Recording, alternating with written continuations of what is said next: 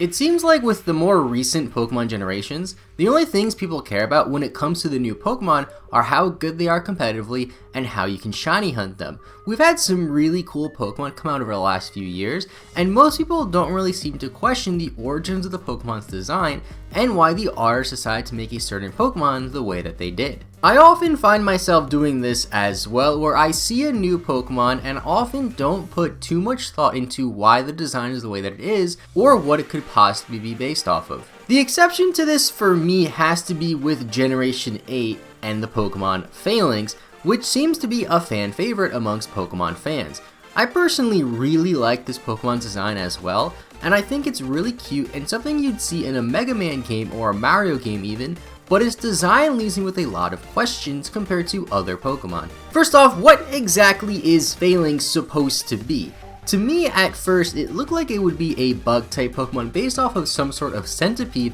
but it turns out that it's actually a fighting-type Pokemon, and each individual part of it is its own thing, similar to Execute or Dugtrio. Compared to a Pokemon like Rillaboom, which is obviously based off of a gorilla, or Wooloo, which is clearly a sheep, Falinks is a bit more ambiguous. As for Falinks' anatomy, there are 6 different parts to it, or troops, making it up, with the one in the front being known as the brass. This is a military term for a higher ranking official, so we can assume that since the brass is larger and has a slightly different appearance from the other troops, that the one in the front is indeed the leader, which would fit with the Pokedex entries. Its name also sounds a lot like Phalanx, just with a different spelling, so maybe that has some connection to it. There are a few other theories about Falinks' origin and why it has its name and design, but this one seems the most plausible to me and makes the most sense based off what we know about this Pokemon so far. The Falinks, with a PH, is an ancient Greek military formation of soldiers armed with spear-like weapons, which does fit in line with the Pokemon Falinks.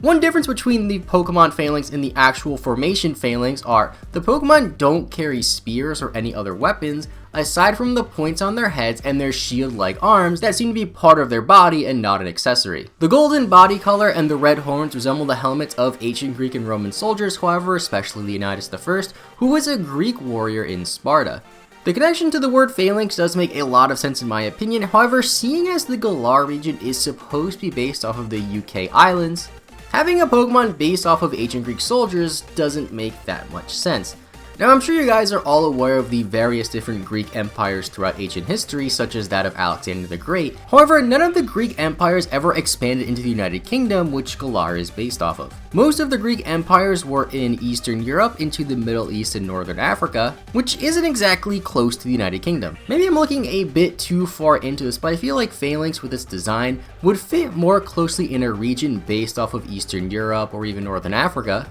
especially since those are some areas of the real world that we don't have any representation in the Pokemon region as of yet. It would also make sense for Phalanx to be based off of the Nordics or the Vikings, which to my surprise, no new Galarian Pokemon are based off of, despite the Vikings' rich history in the region. Phalanx also has access to the unique move called No Retreat, which raises all of its stats but prevents the user from leaving the battle. This fits very closely in line with the soldier theme very much, since ancient soldiers were known to fight to the death and never give up. The abilities Battle Armor and Defiant fit this theme as well, and overall I have to say that I am a big fan of this Pokemon's design and origin, and it's one of my favorite new Pokemon in Sword and Shield. When it comes to Pokemon designs, we typically see Pokemon based off of some sort of animal or mythical creature, even some real world objects here and there, and seeing as Phalanx is based off of military formation, it makes Phalanx stand out a little bit more, and makes it a bit more special than other Pokemon.